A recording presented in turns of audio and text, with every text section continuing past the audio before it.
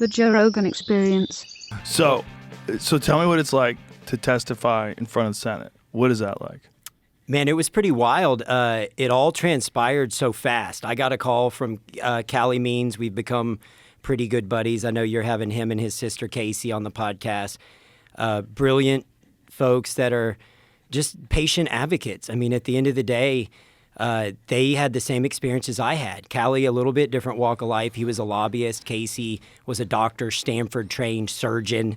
Realized that she was in a system where they didn't really heal people. They just treated symptoms and profiteered off disease states. And she said there's got to be a better way. So their voice rung so loud after I think they did Tucker that it led to momentum. And then because of you having me on the podcast, that's how I met RFK. And so Bobby's team had reached out to me maybe about a year and a half ago to come up to Dallas while he was doing a campaign there and sit down with him. And he was just asking 100 questions about what's going on and what did you see on the pharmaceutical side and what did you see owning pharmacies and billing insurance companies.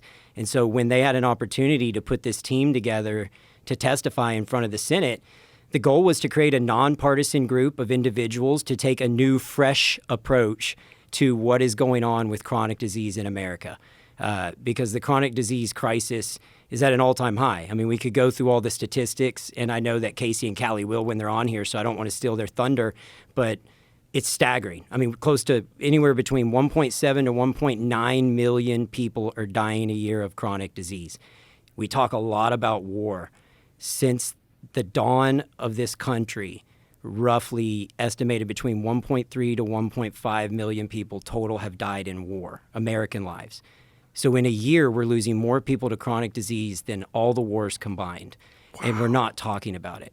So to me, I was excited when they said, hey, the Senate's willing to hear, and that's the beauty of a democracy. They did let us come in there and candidly take a dump on the Senate floor on what's going on with this healthcare system and really dig into the weeds. Did anybody try to take the side of the pharmaceutical drug industry? Did anybody question you or try to push back? So prior, you do a debrief. So we did do a roundtable prior to going into the communal roundtable in front of the public eye, which they had no idea what was coming. The Senate didn't expect it. We had assembled a grassroots effort to get the word out there, and over 2,000 people took off from work. This is a Senate hearing. Over 2,000 hardworking Americans took time from their busy day, flew to D.C., had to sit in an overflow room to listen to these testimonies. And the level of feedback from people, from like real humans, real world people, was staggering. I mean, people afterwards came up in tears sharing their story of how the system had let them down or a loved one down, misdiagnoses, like all the different issues that they've dealt with trying to navigate this system. And to the senator's credit, you know, behind closed doors, they did say you probably don't want to go ultra hard after the food industry or ultra hard after the pharmaceutical industry because it may limit our ability to get things done. But they did. How do they phrase that? They just said you catch more flies with honey than you do vinegar. And, you know, me, Callie, and the other folks that sat on this panel, you know, our goal was to just share our stories and share what we saw. And so my testimony in particular was really more about the human side.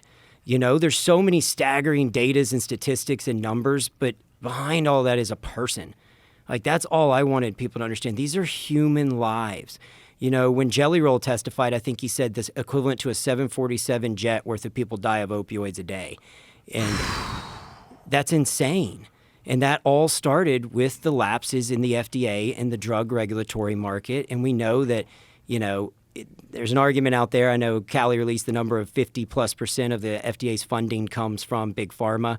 When it comes to drugs alone, 75% of the drug funding comes from the pharmaceutical companies themselves. And so there's a big market there. And with big pharma spending over $8 billion a year advertising, that's more than the entire sum of the FDA's budget. $8 billion a year just in advertisement.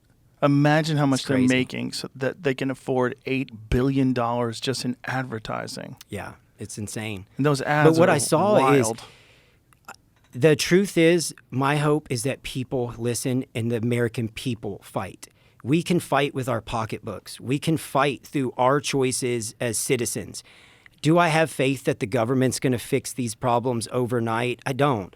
But at least we're having the conversation. And to their credit, they let us speak freely.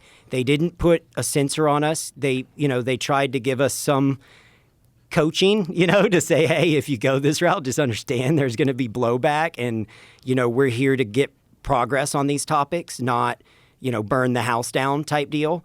And then I did have and it was a bipartisan effort. So some of the senators in the room had mentioned, well, the American people just want a pill. They don't really want a solution, that they're looking for an easy way out. And I pushed back. And it's funny because one of the moms that was there was like, oh my God, I can't believe you were just dropping F-bombs in that meeting. But I'm like, I think you're fucking wrong. I mean, after being in healthcare since I was 20 years old, what I see is people struggling for answers. People are in the pit of despair. Who was saying that the American people just want a pill? I don't want to name any names, but one of the senators there was saying, in his experience, people are looking for the easy way out, and I don't think that's the case. I think people are looking for hope. Well, here's the thing: if there was a real easy way out, like if there really was a pill with no side effects that cured all your ails, sure, people would want that. Yeah. And this is the problem. The advertising, that $8 billion a year, it leads you to believe that there is some sort of a solution in the bottom of a prescription bottle. Yep. And that's not real. That's the problem, is that they've been misled so long and for so far down the line. And here they are, chronically ill, suffering, and they're hoping it's the next pill. And our hope was to break down from the start of, how do we process these foods? How do we grow, harvest, and what do we do with our soil? What do we do with our pesticides? How do we bring these products to market? How do we regulate our food industry? And that's all new to me. That's not my expertise. My expertise in my testimony was focused on what I saw as a drug rep, what I saw as a med device rep, what I saw billing insurance companies. And that was a part of the talk that we didn't even get to dive deep into. But the goal was to explain to the Senate from the food processing, growing, harvesting, chemical treatments, to the packaging, to the ingredients we add into our food, to the hospital systems. Throughout the system, front to back, the American people are set up for failure. In the 1950s, the FDA had approved 700 different ingredients in our food products. That's it, 700. Today, there are over 10,000 chemicals and petrochemicals in our food products in the United States. In Europe, still 700. Jesus. And what gets crazier is when Food Babe, she's an influencer, right? And that's been, crapped on by the media. It's an unfortunate name, Food Babe. But she's an advocate, and she's just a voice, a mother out there saying, hey, guys, what's wrong with this picture? Let me show you what's in Fruit Loops in America, and let me show you what's in Fruit Loops in Canada. The same manufacturer, Kellogg's, is selling one product to the American people and a safer, less ingredient, less chemical-filled product outside the United States. They have the ability to sell it here, but they don't, because they know they can sell more addictive, more colorful, vibrant, that attract kid food sources here in the U.S. It's so dark. And so we walked through all of that. It blew my mind on the food front. And we know, you and I have talked, like in the healthcare system, my main message was, we're here to talk about the boom in chronic disease. We know that food and our environment has a huge impact on that. But so does preventative care. And so does building an ecosystem that allows clinicians to troubleshoot and diagnose and prevent chronic diseases from evolving in the first place.